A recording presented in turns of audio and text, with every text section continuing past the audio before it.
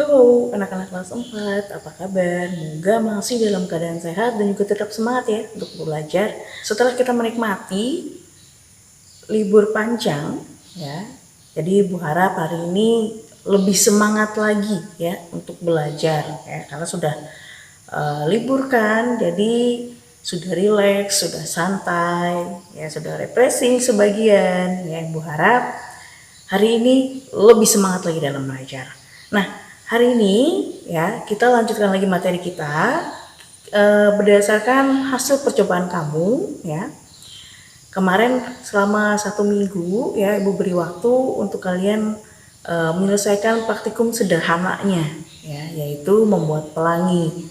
Dan kalian berhasil membuatnya ya, dan dikumpulkan pada hari ini ya untuk tugas tentang membuat pelangi ya, percobaan sederhana dari sifat-sifat cahaya. Nah, dari sifat-sifat cahaya yang sudah kita pelajari kemarin ada 5 ya tentang sifat dari cahaya. Yang pertama, cahaya dapat menembus benda bening, kemudian merambat lurus, dapat dipantulkan, dapat dibiaskan, dan dapat diuraikan ya. Nah, dari semua sifat itu dan yang kamu praktikkan ya, jadi ada beberapa pemahaman saat kamu melakukan praktikum itu tentu ya akan berkaitan dengan sifat-sifat yang sudah kita pelajari dan kita jelaskan pada pertemuan sebelumnya. Nah, hari ini Ibu akan sedikit membahas tentang sifat cahaya lagi yang berdasarkan apa yang sudah dipraktikumkan ya. Nah, dari hasil praktikum nanti kalian bisa lihat ternyata sifat-sifat dari cahaya itu bisa kalian lihat ketika kalian melakukan praktikum ya, dimana kalian akan lihat bahwa sifat cahaya yang dipantulkan itu bisa terlihat ya.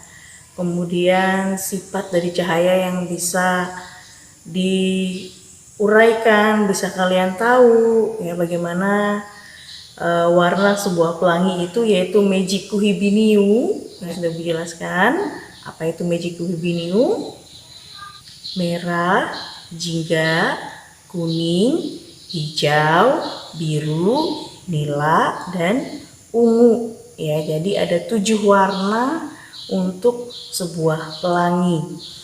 Nah, dari sifat juga kalian tahu ya, ketika dia dibaurkan karena medianya cermin, maka sifatnya adalah ukuran yang teratur. Karena kemarin kita bahas kalau cermin itu adalah permukaannya licin, mengkilap, maka dia teratur.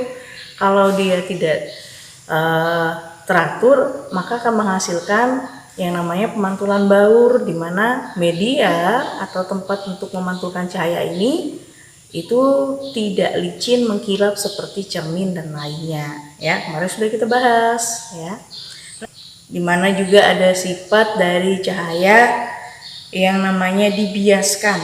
Nah, itu yang Ibu sampaikan kemarin, itu ada mediumnya. Jadi kalau kita menggunakan medium itu artinya mediumnya adalah udara dan air, seperti yang Ibu sampaikan, yaitu ketika kita melihat sebuah kolam. Nah, pembahasannya seperti ini. Nah, jadi pembahasannya contohnya seperti ini ya. Ini adalah dikatakan pembiasan, dimana ketika kita berdiri ya di luar atau bagian atas dari kolam renang ini ya, kita melihat ke dalam dari sebuah kolam renang, maka kita akan terlihat ini seperti dangkal, tapi ketika kita masuk ke dalamnya ternyata dalam. Nah, hal renang itu terlihat dangkal itu karena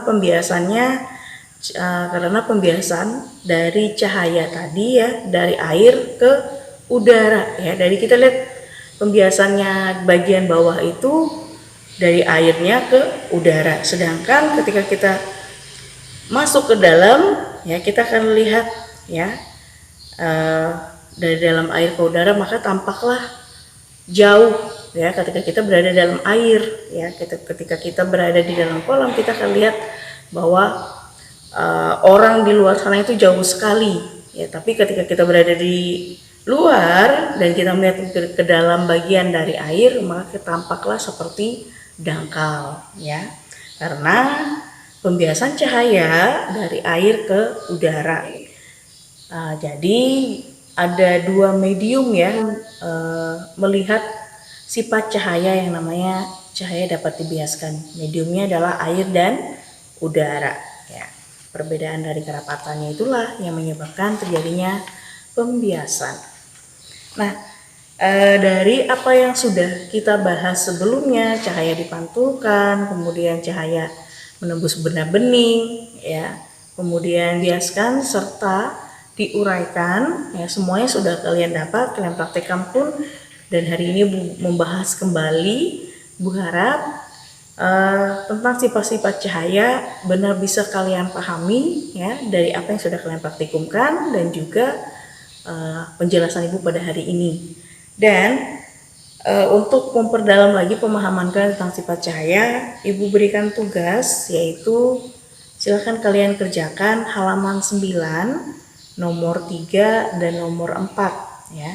Jadi halaman 9, nomor 3 dan nomor 4. Kalian lihat nih. Ya. Kira-kira sifat cahaya seperti apa yang didapatkan, kemudian penjelasannya seperti apa. Nah, jadi kalian kumpulkan hasil dari praktikum kalian 1 minggu kemarin pada hari ini dan juga latihan ini ya.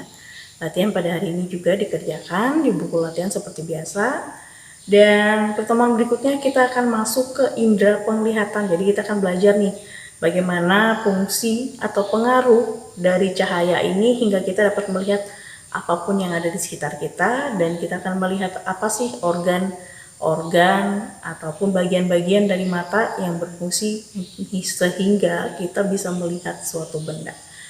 Oke, sampai di sini dulu pertemuan kita hari ini ya. Ingat, kerjakan latihannya ya, dikumpulkan seperti biasa, tetap sehat, tetap semangat, selalu menjalankan protokol kesehatan ya untuk menjaga kesehatan kita sendiri dan orang-orang di sekitar kita. Sampai di sini dan sampai jumpa.